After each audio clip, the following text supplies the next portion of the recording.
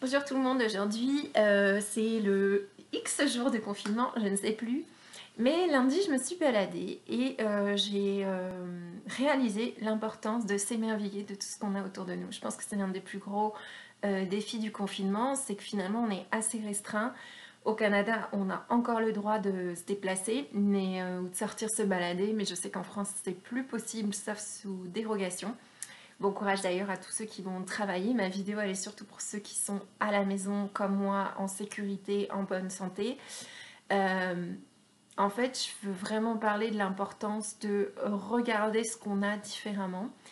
Ça m'a pris lundi, je me promenais dans mon quartier, ça fait 2 ans et demi que j'habite au même endroit, j'ai l'impression de tout connaître.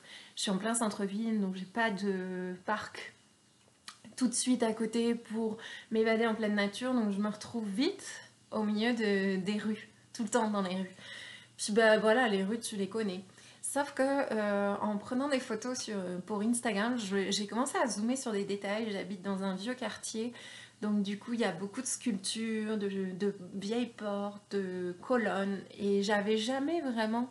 Je les avais vues, mais j'avais jamais zoomé dessus. Et en fait c'est en prenant des photos et en zoomant dessus que je me suis rendu compte à quel point c'était fou, genre toutes ces personnes qui ont créé ça, tout ce qui a été gravé, tous les petits détails. Et finalement, je me suis rendu compte que c'est une chance assez incroyable qu'on a en ce moment de redécouvrir avec des yeux neufs, de nous forcer d'ailleurs à redécouvrir avec des yeux neufs tout ce qu'on a autour de nous. On est toujours attiré par ce qui est nouveau. En tout cas, moi, je le suis. Je rêve toujours de destinations lointaines. On veut toujours partir à l'autre bout du monde. Sauf que des fois, on regarde même pas ce qu'on a à côté de chez nous. Il y a assez déjà à voir avec tout ce qu'on a. Donc, quand tu es dans la forêt, tu peux tous les jours regarder l'évolution des arbres parce qu'il ne faut pas oublier que tout change. Mais quand on est dans la ville, comment faire? Euh, En fait, la- moi, je pense que ce qu'il faut faire pour ça, c'est zoomer sur un détail. Par exemple, on va se dire qu'on va regarder toutes les portes, ou toutes les fenêtres, ou toutes les fleurs qu'on voit, toutes les fleurs roses, tous les messages qui sont accrochés dans les rues, y compris publicité, autres messages. En fait, l'objectif, c'est de forcer notre œil à chercher quelque chose de précis et nouveau, et qui se rende compte de la diversité. C'est comme vous devenez fasciné par ce que vous voyez. Si vous regardez les numéros de porte, ça a l'air tout con, il y a tellement de modèles, comment c'est accroché, des fois c'est comme ça, des fois c'est comme ça, des fois c'est de travers, des fois il n'y a pas de numéro de porte, des fois c'est effacé, des fois c'est des styles différents. Pourquoi? Qu'est-ce qui a fait que les gens ont choisi ça? Et quand vous commencez à zoomer, si vous regardez les fenêtres, il y a tellement de styles de fenêtres, c'est juste fou. Et en fait, c'est ça que j'ai fait lundi. J'ai commencé à tout regarder et ce qui s'est passé, c'est que j'étais tellement fascinée, j'ai eu l'impression que j'étais dans la forêt et que j'ai exploré tous les arbres. Ah, les jolis arbres, ah, les jolis.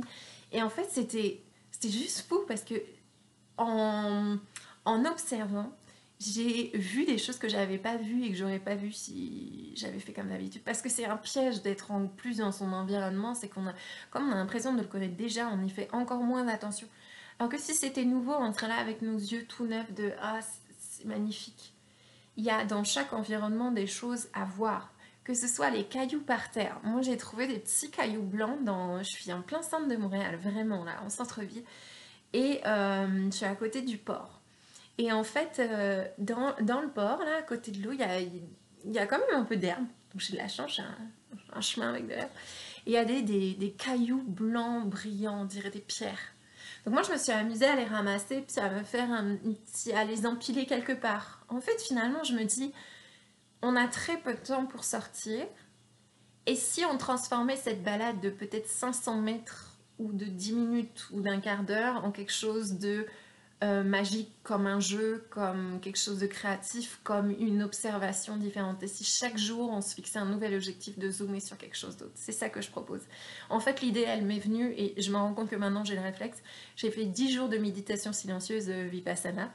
Et pendant ces 10 jours, eh ben, j'avais le droit de parler à personne, le droit de regarder personne, pas le droit d'écrire, pas le droit de lire, pas le droit d'écouter de la musique, j'avais pas de téléphone, j'avais rien pour m'occuper du tout.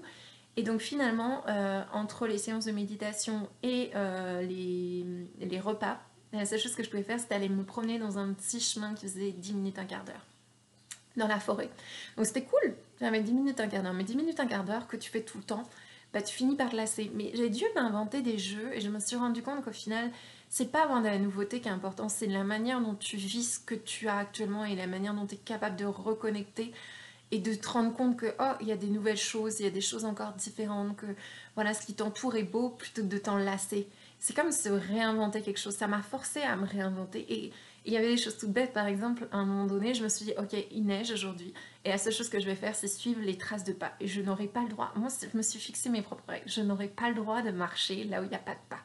Donc, je vais suivre des pas. Et en fait, ce qui s'est passé, c'est qu'il y a une des filles qui avait exploré en dehors du chemin. Donc je me suis retrouvée, moi j'avais l'impression de partir à l'aventure, je savais pas où ça m'emmenait, je ne sais pas qui a pris ce chemin, mais pour moi c'était merveilleux, c'était en connexion avec cette fille-là, que je ne sais pas qui c'est. Euh, j'étais en... J'ai eu l'impression de vivre une aventure extraordinaire, alors qu'il n'y avait rien de foufou, c'était à 1 mètre du chemin principal. Mais le fait de m'être fixé des règles, comme ça, de changer les choses, à un moment donné, il y a une fille qui avait fait des smileys dans la neige. Ok, il n'y a pas de neige en ce moment, mais il y a plein d'autres choses. Est-ce qu'on se balade avec une craie, on met des petits smileys partout? Est-ce que ça c'est possible aussi? C'est ça que je propose, c'est de réinventer nos petites balades, rien qu'à la maison. Est-ce que vous avez déjà observé chez vous? Moi j'ai des briques chez moi, il y a des traces de pattes de chat et des formes de cœur. Est-ce que vous avez déjà regardé autour de vous comment tout est construit, tout est en détail?